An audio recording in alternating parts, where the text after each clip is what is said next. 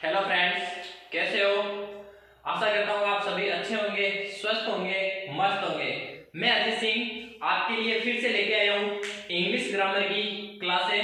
तो हमारी जो पिछली क्लासें चल रही थी उन क्लास में हम पढ़ रहे थे टेंस, और टेंस में फ्यूचर सिंपल और फ्यूचर कंटिन्यूअस टेंस हमने पढ़ लिया था। ठीक है, तो आज जो हमारा टॉपिक है वो है अगला फ्यूचर टेंस का तीसरा पार्ट है फ्यूचर परफेक्ट टेंस।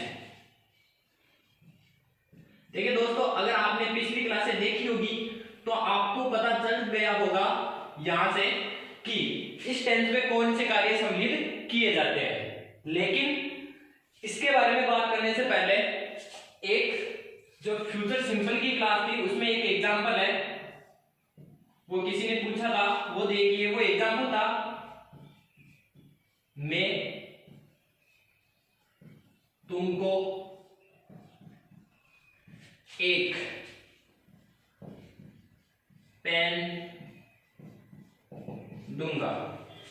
मैं तुमको एक पेन दूंगा। ये हमने फ्यूचर सिंपल की क्लास में पढ़ा था और इसको हमने इंग्लिश में ट्रांसलेट किया था। ठीक है, तो आज इसको हम दोबारा देख लेते हैं एक बार। तो इससे पहले हम फ्यूचर सिंपल के लिए कुछ जो हमें जरूरी होता है उसको देखते हैं कि फ्यूचर सिंपल में हमें पता है टेंस के अंदर किसी भी सेंटेंस को या हिंदी में किसी भी वाक्य को इंग्लिश के अंदर ट्रांसलेट करने के लिए हमें तीन की आवश्यकता होती है, SHMO। इस सूत्र को हम क्या करते हैं, फॉलो करते हैं। देखिए ये सूत्र क्या है। एस का मतलब सबसे पहले हमें लिखना होता है सब्जेक्ट। सबसे पहले क्या लिखना होता है, सब्जेक्ट। हैज का मतलब helping verb, helping verb. M का मतलब होता है मेन वर्ब, यानी मेन वर्ब और मेन वर्ब की कौन सी फॉर्म लगनी है। और ओ का मतलब होता है ऑब्जेक्ट, या फिर हम बोल सकते हैं अदर।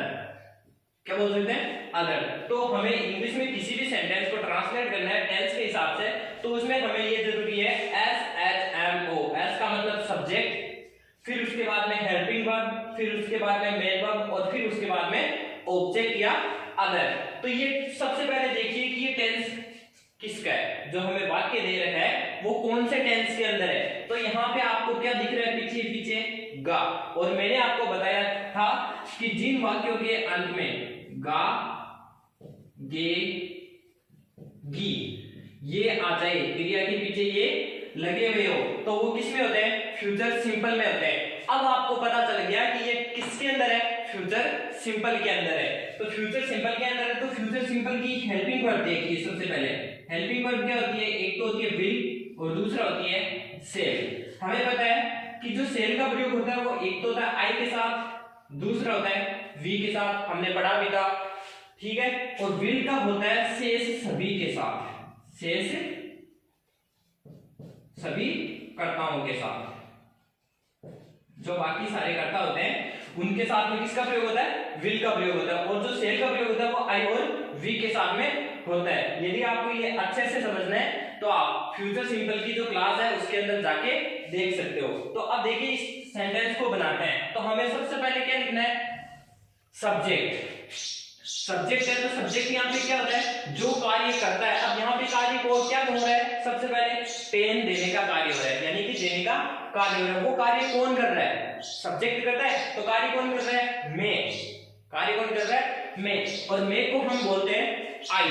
मैं को क्या बोलते हैं, आई। अब यहाँ पे देखिए SHMO, सबसे पहले हमने सब्जेक्ट लिख चुके हैं, फिर उसके बाद में हेल्पिंग वर्ब। हेल्पिंग वर्ब की अभी हमने बात की है। विल का प्रयोग से सभी के साथ में होता है और सेल का प्रयोग आई और वी के साथ में होता है। तो यहाँ पे हमारा सब्जेक्ट क्या है, आई है। तो आई के साथ में किसका प्रयोग होगा, सेल का प्रयोग होना है। तो आई सेल, आई सेल। अब हमारी बात आती है मेन वर्ब की। तो मेन वर्ब की यहाँ पे कौन सी फॉर्म यूज में ली जाती है, फर्स्ट फॉर्म यूज में ली जाती है।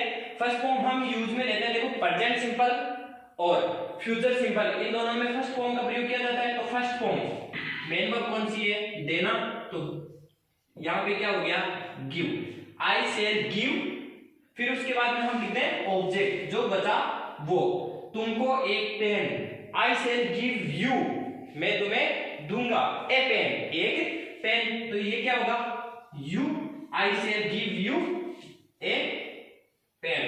अब देखिए मैंने आपको और बताया था कि जो टेंस के सेंटेंस होते हैं उन्हें हम और भी दूसरे तरीके से भी बना सकते हैं। यदि ये आपको सही नहीं लग रहा है कि भाई सबसे पहले सब्जेक्ट, उसके बाद में हेल्पिंग वर्ब, उसके बाद में मेन वर्ब, फिर उसके बाद में ऑब्जेक्ट, ये आपको सही नहीं लग रहा है तो एक मेथड और होता है। वो क्या होता है वो देखिए, हमें क्या करना होता है, सबसे पहले लिखना होता है सब्जेक्ट। तो सब्जेक्ट यहाँ पे आपको पता चल रहा है कि कार्य कौन कर रहा है, सब्जेक्ट क्या हो गया आई। फिर उसको वाक्य के पीछे से चलो, दूंगा, पीछे क्या आ रहा है गा, तो ये किस में आता है विल और सेल, जहां पे लगेगा यानी फ्यूचर सिंपल होगा वहीं पे होगा। तो इसका क्या हो गया विल और सेल, विल सॉरी सेल, आई के साथ में सेल का प्रयोग होता है, आई सेल।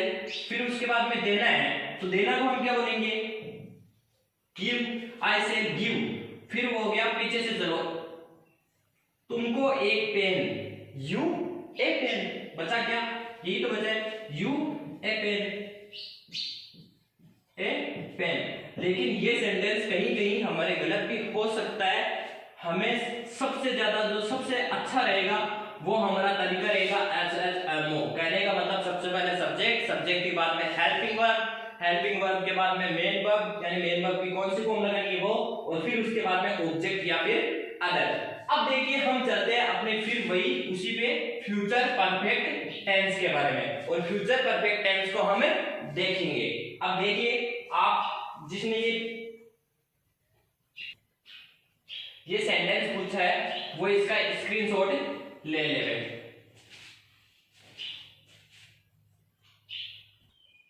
तो दोस्तों अब चलते हैं हम हमारे वापस मेन टॉपिक पे। हमारा जो टॉपिक है वो चल रहा था फ्यूचर परफेक्ट टेंस। तो अब हम बात करते हैं फ्यूचर परफेक्ट टेंस के बारे में। तो देखिए परफेक्ट यानी होता है कार्य का समाप्त हो जाना, और फ्यूचर की बात है तो भविष्य में क्या हो जाएगा कार्य समाप्त हो जाएगा। लेकिन जो फ्यूचर परफेक्ट टेंस होता है उसमें क्या होता है एक निर्धारित समय देते हैं हमें, कोई निर्धारित समय, तो निर्धारित समय से पहले या निर्धारित समय तक वो कार्य क्या हो जाएगा समाप्त हो चुकेगा। तो देखिए आप इसे इस प्रकार कह सकते हैं कि इस टेंस का प्रयोग, यानी इसमें कौन कौन से कार्य सम्मिलित किए जाते हैं, कौन से कार्यों का प्रयोग होगा, तो इस टेंस का प्रयोग यानी फ्यूचर परफेक्ट टेंस का, इस टेंस का प्रयोग ऐसे या फिर हम बोल सकते हैं वैसे एक्शन, एक्शन यानी कार्यों को दर्शाने के लिए या अभिव्यक्त करने के लिए, दर्शाने के लिए किया जाता है,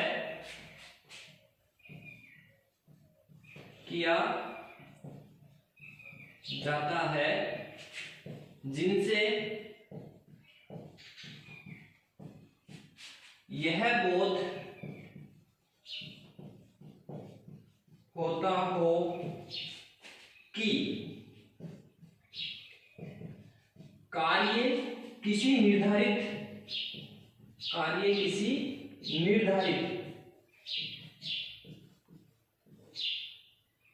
निर्धारित समय या फिर हम बोल सकते हैं निश्चित समय, निर्धारित समय या निश्चित समय तक हो चुकेगा। फिर से दोबारा देखिए, जो फ्यूचर परफेक्ट टेंस होता है, फ्यूचर परफेक्ट टेंस होता है उनमें उन कार्यों को सम्मिलित किया जाता है, यानी वे कार्य होते हैं जिनमें क्या होता है, जिनसे हमें यह बोध होता हो कि कोई भी कार्य वो निर्धारित समय तक समाप्त हो चुकेगा, या फिर निर्धारित जो हमें समय दिया गया है, निश्चित समय दिया गया है वहां तक समाप्त हो जाएगा। जैसे वह आने से पहले मैं अपना कार्य समाप्त कर चुका होऊंगा। जैसे मैं बोल रहा हूं, एक सेंटेंस दे रहा हूं ऐसे ही, उसके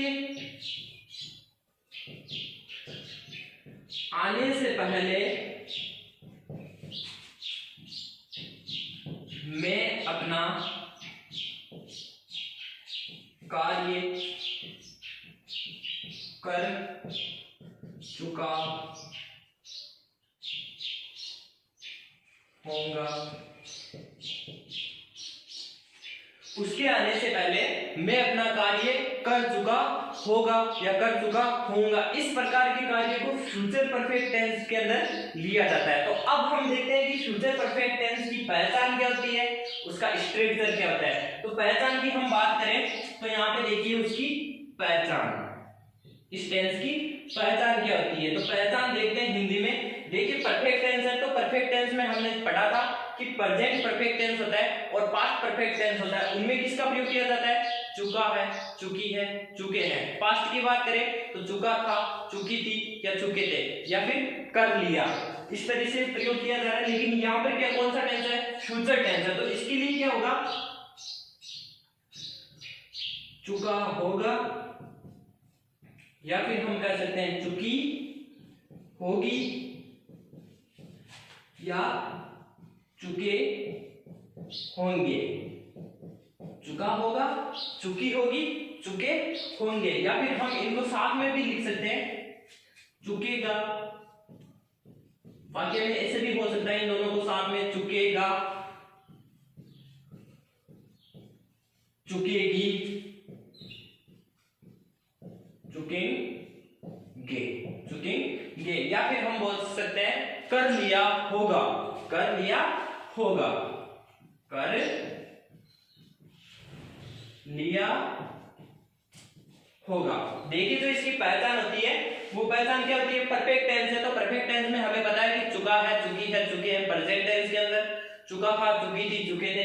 पास्ट टेंस के अंदर तो यहाँ पे कौन सा टेंस है, फ्यूचर टेंस है। तो फ्यूचर टेंस में क्या होगा, कार्य हुआ नहीं है, होगा, हम कल्पना करते हैं। तो यहाँ पे क्या होगा, चुका होगा, चुकी होगी, चुके होंगे, या फिर हम इन दोनों को कनेक्ट करके बोल सकते हैं चुकेगा, चुकेगी, चुकेंगे, या फिर हम बोलते हैं जो पास्ट टेंस में हम बोलते हैं कर लिया, तो इसका हो जाएगा कर लिया होगा।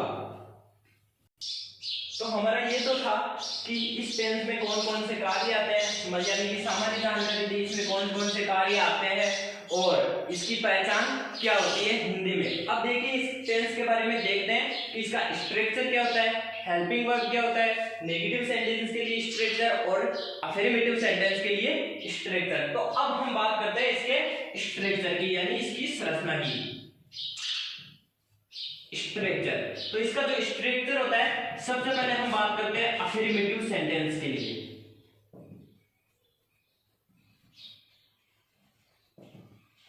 अफर्मेटिव सेंटेंस के लिए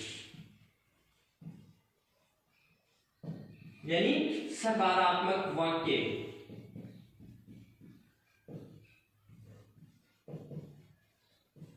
सकारात्मक वाक्यों के लिए इसका स्ट्रक्चर हम देखते हैं। तो ये कौन सा टेंस है, परफेक्ट टेंस है और फ्यूचर है, फ्यूचर परफेक्ट टेंस है। तो इसमें सबसे पहले हमें पता है, सबसे पहले लिखा जाता है सब्जेक्ट, जो कि हम हर टेंस और हर टेंस के अफर्मेटिव सेंटेंस हो चाहे नेगेटिव सेंटेंस हो, किसी भी हो, उसके अंदर सबसे पहले हम लिखते आ रहे हैं सब्जेक्ट। ठीक है, इंट्रोगेटिव में अलग बात हो जाती है। तो सबसे पहले सब्जेक्ट, और अब इसकी लिखी जाएगी हेल्पिंग वर्ब। तो इसकी हेल्पिंग वर्ब होती है विल या सेल।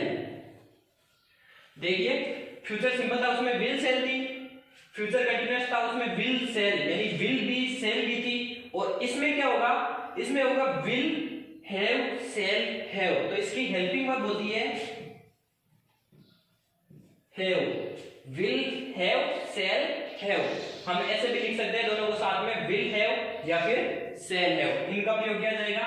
तो अब हमें पता है ये कौन सा है, परफेक्ट टेंस। और हम जितने भी हमने परफेक्ट टेंस पढ़े, चाहे प्रेजेंट में चाहे पास्ट में, उनमें क्या कर रहे हैं, मेन वर्ब की थर्ड फॉर्म का प्रयोग कर रहे हैं। तो मेन वर्ब की थर्ड फॉर्म का प्रयोग किया जाएगा, साथ के बाद में उसके बाद में ऑब्जेक्ट, किसका प्रयोग, ऑब्जेक्ट का। तो इसका स्ट्रक्चर क्या होता है, सब्जेक्ट प्लस विल हैव या फिर सेल हैव, उसके बाद में मेन वर्ब की थर्ड फॉर्म, फिर उसके बाद में ऑब्जेक्ट या अदर हम बोल सकते हैं। अब देखिए जो विल और सेल, इन दोनों का प्रयोग कहां पर होता है। तो जो सेल का प्रयोग होता है वो होता है आई और विल के साथ। हमने पहले भी पढ़ा था कि सेल का प्रयोग आई और वी के साथ होता है, यानी कि सेल हैव का जो प्रयोग होगा वो आई और वी के साथ होगा। और जो शेष सभी, यानी शेष सभी जो भी कर्ता होंगे, शेष सभी कर्ताओं के साथ में किसका प्रयोग होगा? विल हैव का प्रयोग होगा। दोस्तों यदि आपको क्लास अच्छी लग रही है तो वीडियो को लाइक कर दें, साथ में अपने दोस्तों को शेयर कर दें ताकि क्लास का फायदा उठा सकें। सभी कर्ताओं के साथ जो हमारा विल का प्रयोग होता है वो हम कह सकते हैं आई और वी को छोड़कर बाकी जितने भी हमारे कर्ता है उनके साथ में प्रयोग किया जाएगा। अब हम देखते हैं इसके नेगेटिव सेंटेंस के लिए। तो जो 2 नंबर इसका टाइप है वो क्या है? नेगेटिव सेंटेंस के लिए। नेगेटिव सेंटेंस का मतलब नकारात्मक वाक्य। नकारात्मक वाक्य के लिए इसका स्ट्रक्चर क्या होता है? हमें पता है सबसे पहले लिखा जाता है सब्जेक्ट। सब्जेक्ट के बाद में होगा विल, हैव, शैल हैव। लेकिन इसमें क्या होगा? Will have not, shall have not. Will और shall plus have plus main verb की थर्ड फॉर्म प्लस ऑब्जेक्ट। अब हम देखो ये इसका नेगेटिव के लिए स्ट्रक्चर होता है, साथ में क्योंकि ये क्या है? नेगेटिव सेंटेंस है तो इसके साथ में क्या जुड़ेगा?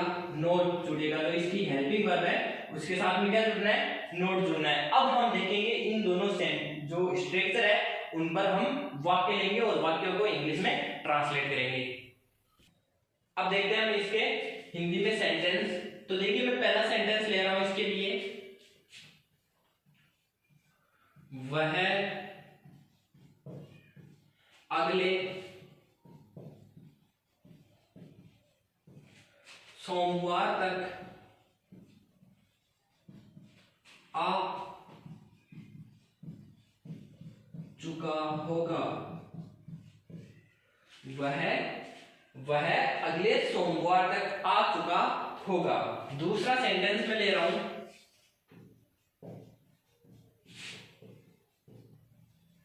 मेरा भाई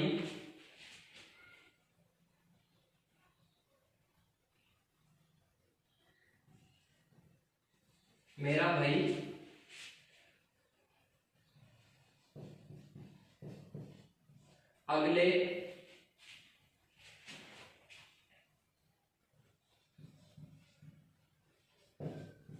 महीने तक घर जा चुका होगा।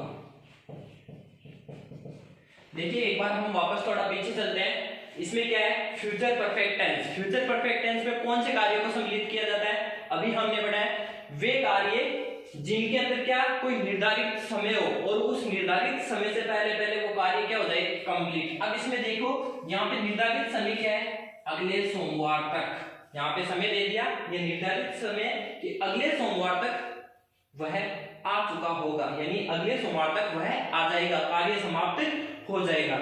इसमें देखो अगले महीने तक या अगले महीने से पहले या 2 महीने से पहले ऐसे बोल सकते हैं। तो अगले महीने से अगले महीने तक ये क्या हो गया? निर्धारित या निश्चित समय हो गया। मेरा भाई घर जा चुका होगा। तो मेरा भाई घर जा चुका होगा यानी वह घर चला जाएगा। निर्धारित समय कौन सा है? अगले महीने तक। ठीक है, तो इस प्रकार के सेंटेंस को इसमें लिया जाता है। अब हम इनको इंग्लिश में ट्रांसलेट करेंगे।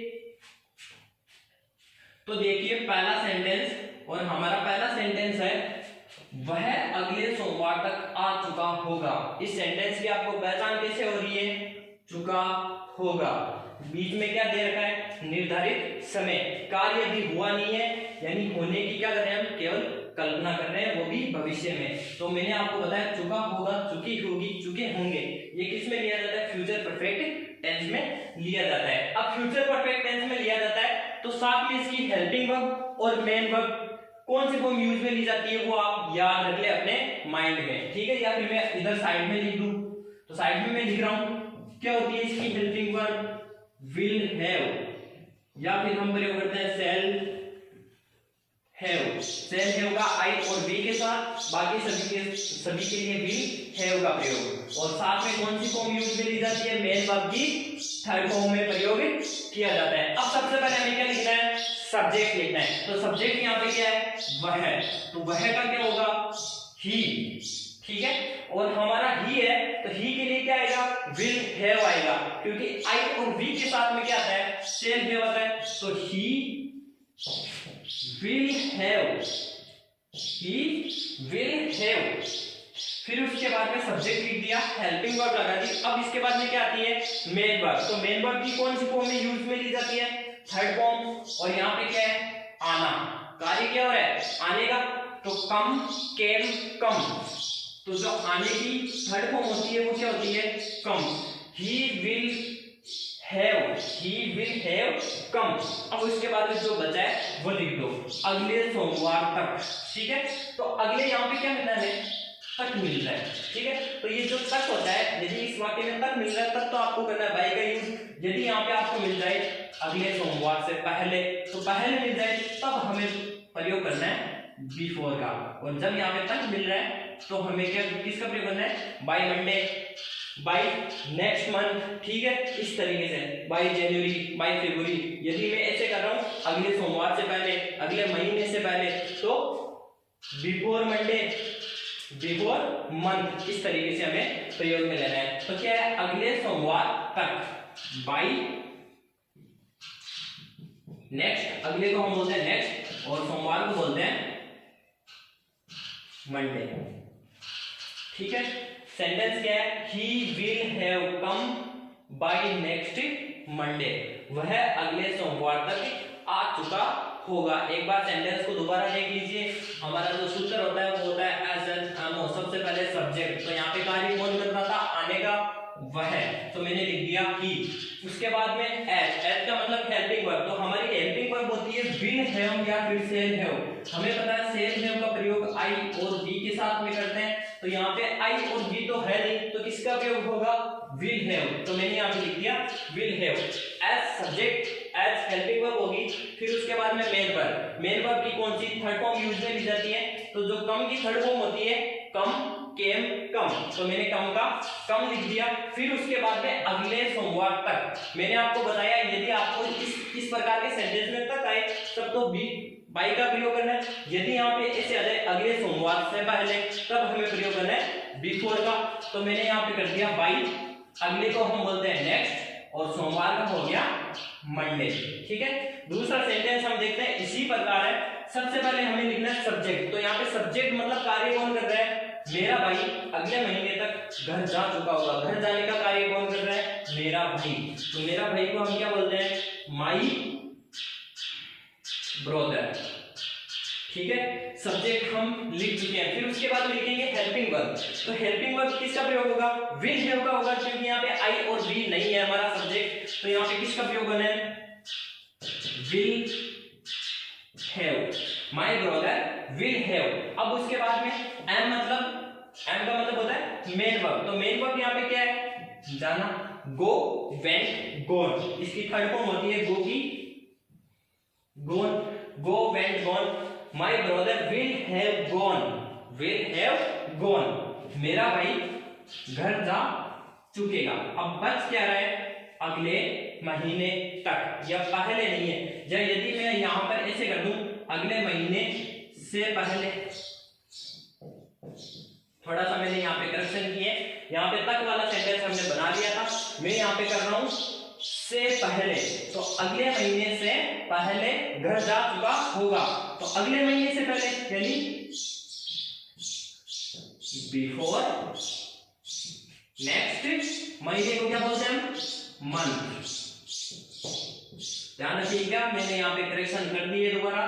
अगले महीने तक का पहले मैंने यहाँ पे क्या लिख दिया है, से पहले। अगले महीने से पहले, निर्धारित समय तो वही है, महीना वही है, उससे पहले क्या हो जाएगा, मेरा भाई घर जा चुका होगा, ठीक है। तो अब हम इस सेंटेंस के इंग्लिश में ट्रांसलेट कर चुके हैं। यदि आपको समझ में नहीं आया है तो कमेंट बॉक्स पे आप कमेंट कर सकते हो। अब हम देखेंगे कि जो फ्यूचर परफेक्ट टेंस होता है उसका प्रयोग कहाँ कहाँ होता है, यानी uses of future perfect tense.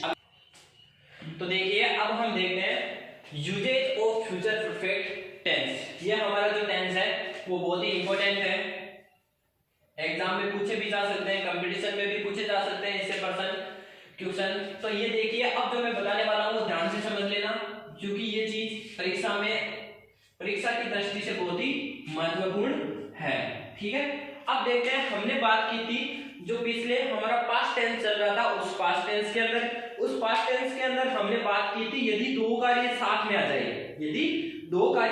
जाए, तो पहले कार्य के लिए हम किसका प्रयोग करते हैं, हेड प्लस मेन वर्ब की थर्ड फॉर्म, और दूसरे कार्य के लिए किसका प्रयोग करते हैं, मेन वर्ब की सेकंड फॉर्म का प्रयोग। उसी प्रकार यहां पर है, ये टेंस कौन सा है, फ्यूचर परफेक्ट है।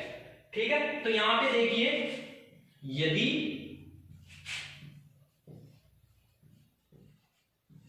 भविष्य में दो कार्यों का होना पाया जाए,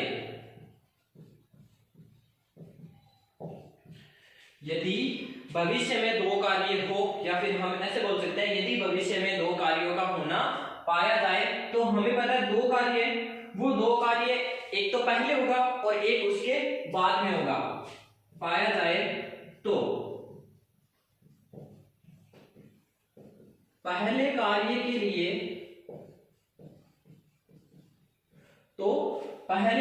लिए फ्यूचर परफेक्ट टेंस का प्रयोग करते हैं। किसका प्रयोग करते हैं, फ्यूचर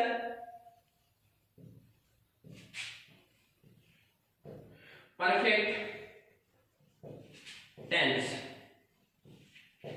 का प्रयोग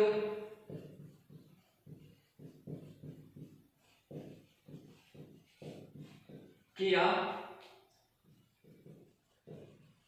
जाता है, तथा साथ ही दूसरे कार्य के लिए, दो कार्य होंगे उसमें एक कार्य होगा उसके लिए फ्यूचर परफेक्ट टेंस का प्रयोग किया जाएगा, और जो दूसरा कार्य होगा साथ ही उसके जो दूसरा कार्य होने वाला है उस दूसरे कार्य के लिए प्रेजेंट सिंपल टेंस, किसका प्रयोग, प्रेजेंट सिंपल, या फिर हम बोल सकते हैं प्रेजेंट इंडेफिनिट या प्रेजेंट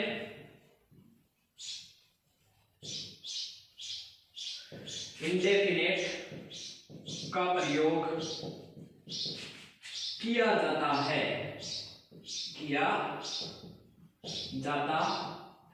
ये हमारा रूल है। रूल क्या है, प्रयोग है ये, यदि भविष्य में दो कार्यों का होना पाया जाए तो जो पहला कार्य हुआ है, पहले कार्य के लिए फ्यूचर परफेक्ट टेंस यानी कि जो हमारा टेंस चल रहा है उसका प्रयोग करना है, तथा दूसरे वाक्य के लिए जो दूसरा कार्य होगा या दूसरे वाक्य के अंदर किसका प्रयोग करना है, हमें प्रेजेंट सिंपल या प्रेजेंट इंडेफिनिट टेंस का प्रयोग करना है। अब यदि हम इसे सरल शब्दों में कहना चाहिए तो हम कह सकते हैं किसी दो कार्यों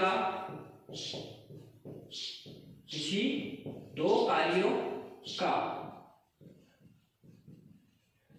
भविष्य में होना पाया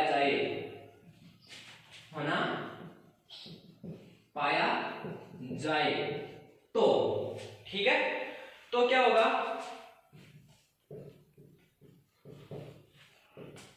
पहले कार्य के लिए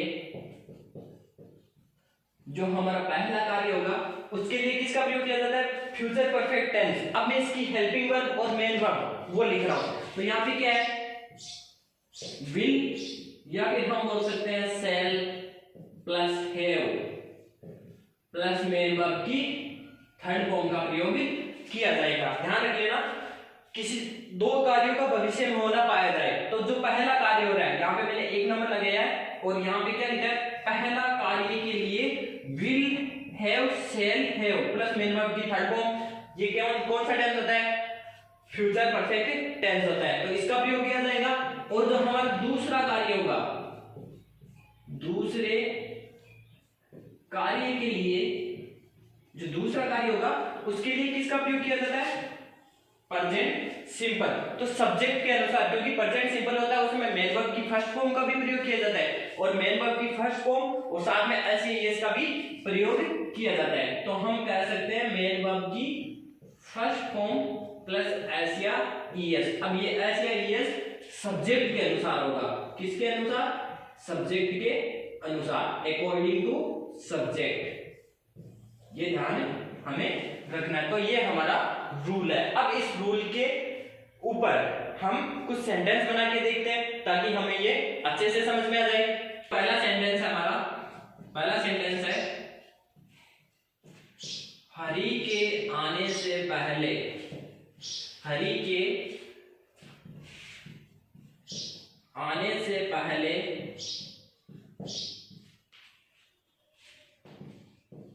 वह अपना कार्य समाप्त कर चुका होगा, कर चुका होगा। ये हमारा कार्य है। हरि के आने, सॉरी आने आने यहाँ पे मैंने दो लिख दिया। हरि के आने से पहले वह अपना कार्य समाप्त कर चुका होगा। दूसरा सेंटेंस में ले रहा हूं, तुम्हारे जाने के पहले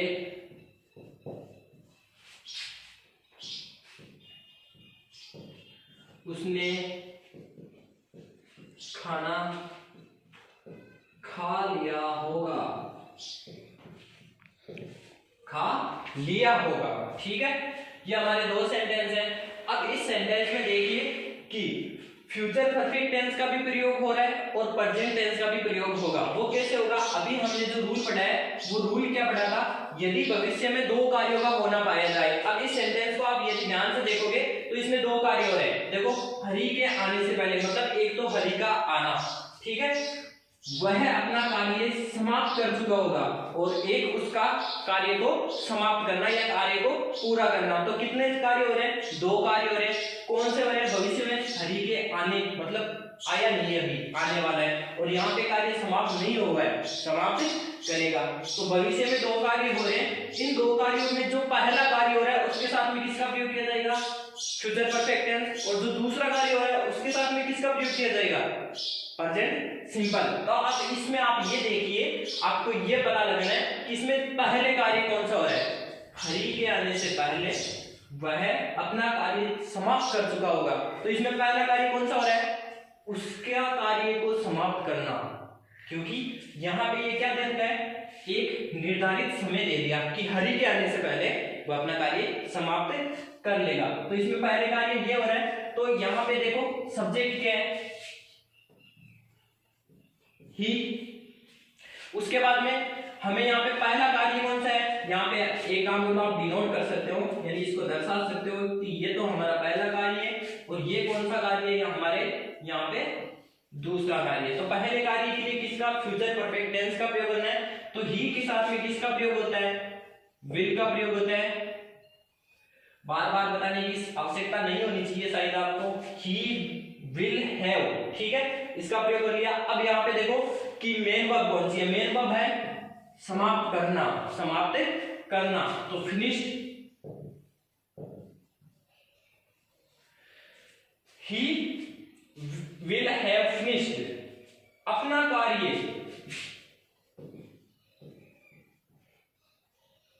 हिज वर्क। अब यदि यहाँ पे देखिए, यहाँ पे जो वह है, यहाँ पे होगी होता, यानी यहाँ पे क्या होता?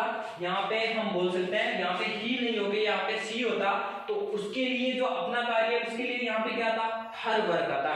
क्योंकि यहाँ पे क्या है? ही है, यानी कि मेल के लिए तो यहाँ पे क्या है? His work. He will have finished his work, वह अपना कार्य समाप्त कर चुका होगा।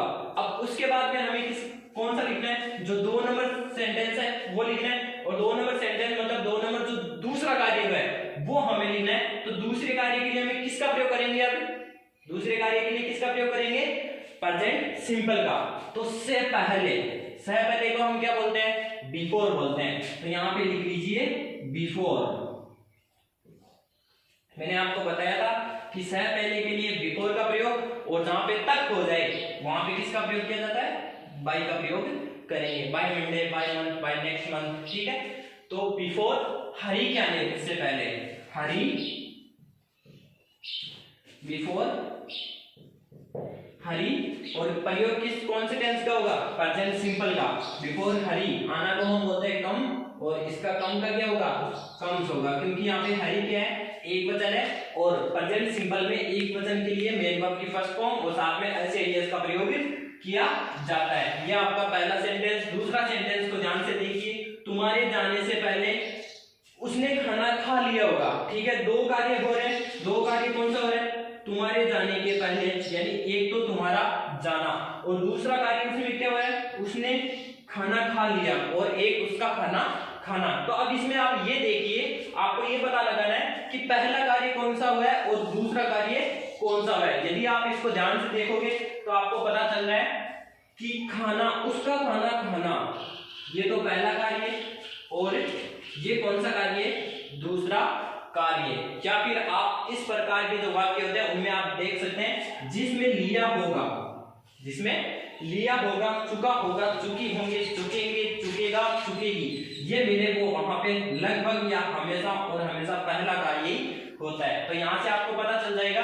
तो पहले कार्य के लिए हमें किसका प्रयोग करना है, फ्यूचर परफेक्ट टेंस का प्रयोग करना है। तो उसने यानी ही विल हैव। अब यहाँ पे खाने को हम क्या बोलते हैं, ईट, एट, ईटन, यानी कि उसकी थर्ड फॉर्म लगानी है। तो ये क्या होगा,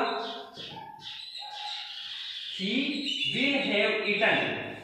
खाना को हम क्या बोलते हैं, फूड, ठीक है। के पहले, तो क्या पहले के लिए हम किसका प्रयोग करते हैं, बिफोर का। he will have eaten food before, उसके जाने से पहले, तुम्हारे जाने से पहले। तो तुम्हारे को हम क्या बोलते हैं, बिफोर यू गो। अब यहाँ पे मैंने क्या लगाया है, गो, और यहाँ पे मैंने क्या लगाया है, कम, क्योंकि यहाँ पे मेन वर्ब की फर्स्ट फॉर्म साथ में एस एस आ रहा है। प्रेजेंट सिंपल के अंदर क्या होता है, यदि सब्जेक्ट सिंगुलर हो, सब्जेक्ट एक वचन हो, तो यहाँ पे किसका प्रयोग होगा, मेन वर्ब की फर्स्ट फॉर्म साथ में एस एस का। और यदि आपका सब्जेक्ट ही, सी, इट में थर्ड पर्सन नहीं हो, या आप बोल सकते हो प्लूरल हो, तो वहां पे केवल मेन वर्ब की फर्स्ट फॉर्म का प्रयोग किया जाता है, ठीक है। अब हम इसके बारे में आगे देखेंगे कि इसमें कौन कौन से सेंटेंस आ सकते हैं। तो इसमें देखिएगा, ये तो आपका कंप्लीट हो चुका है। अब इसके बारे में देख रहे हैं कि इसमें और भी सेंटेंस आते हैं, जैसे कि कोई भी लाइवलीहुड है, कोई भी इंटेंशन है, यानी हमारा कोई भी इरादा है, उनको दर्शाने के लिए यानी अनुमान लगाने के लिए, वो सेंटेंस को हम देखेंगे। अभी देखिए, मैंने आपको बताया था कि इस टेंस का प्रयोग संभावना, एक तो संभावना दर्शाने के लिए हम कर सकते हैं लाइवलीहुड, दूसरा इरादा, इंटेंशन, या हम बोल सकते हैं अनुमान। इनको दर्शाने के लिए भी इसका प्रयोग किया जाता है, लेकिन ये इनसे जो भी सेंटेंस होंगे, इनसे जो भी वाक्य होंगे, उनसे जो पास्ट टाइम होगा वो कनेक्ट होगा। कौन सा समय होगा, भूतकाल का समय कनेक्ट होगा। जैसे कि मैं आपको कुछ सेंटेंस दे रहा हूं, किसमें क्या होगा, अनुमान होगा या फिर संभावना होगी। तो उस वाक्य के अंदर हमारे क्या होगा कि वाक्य के अंदर सेंस निकलेगा शायद, है ना। तो जैसे मैं आपको लिख रहा हूं, तुमने, या फिर यहाँ पे मैं सेंस निकालने के लिए यानी अर्थ निकालने के लिए यहाँ पे लिख रहा हूं शायद, तुमने मदर टेरेसा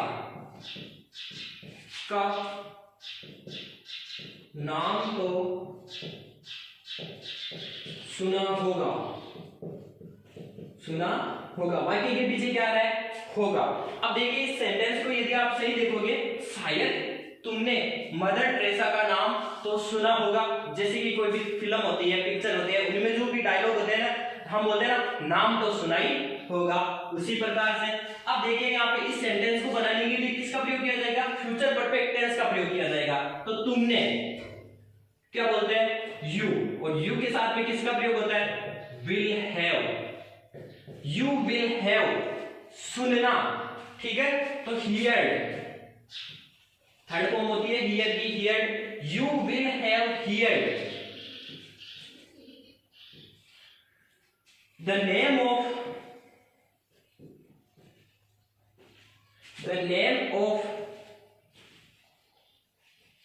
मदर टेरेसा। अब यहाँ पे क्या है, अनुमान लगाने के लिए यहाँ पे ये बता रहा है शायद तुमने मदर टेरेसा का तो नाम सुना ही होगा। तो यहाँ पे मैंने शायद केवल और केवल हमें सेंस निकालने के लिए यहाँ पे लिखा है कि शायद हम बोलते हैं जैसे कि शायद तुमने मदर टेरेसा का नाम सुना ही होगा, जैसे हम बोल सकते हैं शायद नाम तो सुना ही होगा। या हम दूसरा सेंटेंस लें तो ऐसे बोल सकते हैं शायद तुमने गीता तो पढ़ी ही होगी। तो ये देखिए दोबारा देख लीजिए, तुमने को हम बोलते हैं यू के साथ में विल हैव का प्रयोग होगा सुनना की। जो थर्ड फॉर्म होती है वो होती है हियर मदर टेरेसा का नाम, the name of mother Teresa, ठीक है। अब इसी वाक्य को यदि हम जोर डाल के बोले, यानी और अधिक जोर डाल के बोले, तुमने मदर टेरेसा का नाम तो सुना ही होगा, या हम ऐसे बोल सकते हैं तुमने मदर टेरेसा का नाम तो अवश्य ही सुना होगा। तो यहाँ पे यदि इसको हम जोर डाल के बोलेंगे तो वहां पे फ्यूचर जो होता है यहाँ पे विल और शेल नहीं होगा, यहाँ पे क्या होगा, मस्ट होगा। यानी कि हम बोल सकते हैं मस्ट हैव और मेन वर्ब की थर्ड फॉर्म का प्रयोग होना है। तो हम बोल सकते हैं जोर डालने पर जो इंपेरेटिव सेंटेंस होते हैं उनको उनके हिसाब से ये होगा you must have heard the name of mother Teresa, ठीक है। अब यहाँ पे ये क्या होगा, ये इंपेरेटिव सेंटेंस हो गया।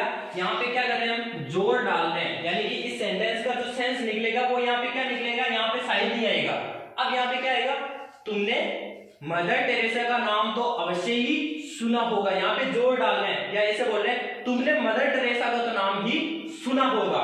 तो इसके लिए किसका प्रयोग हो रहा है, मस्ट हैव का प्रयोग होगा। एक सेंटेंस और ले रहा हूं, उसकी सहायता से समझ लेना।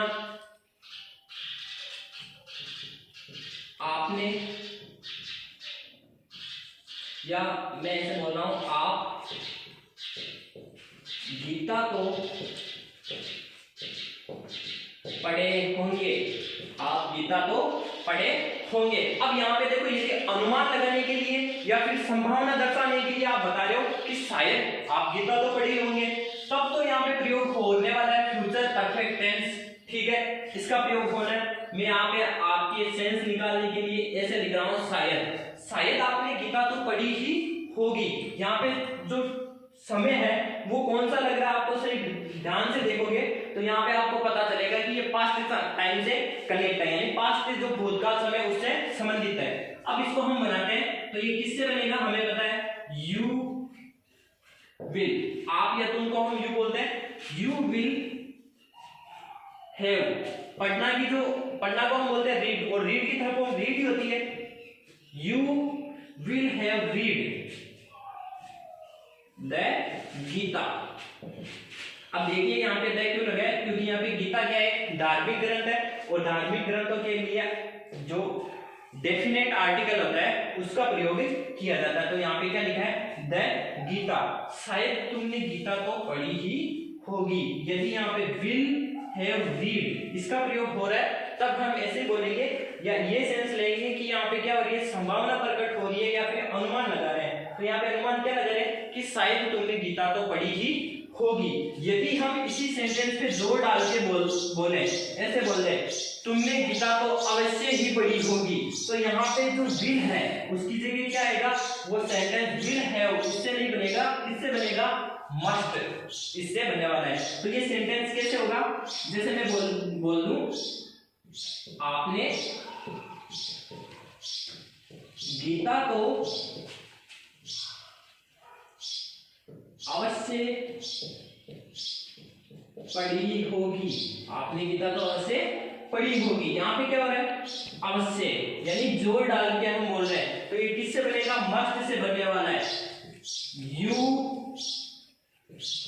Must have, you must have, पढ़ना को रीड बोलते हैं, रीड की थर्ड फॉर्म रीड होती है। You must have read the Gita. ये इस प्रकार से सेंटेंस होगा।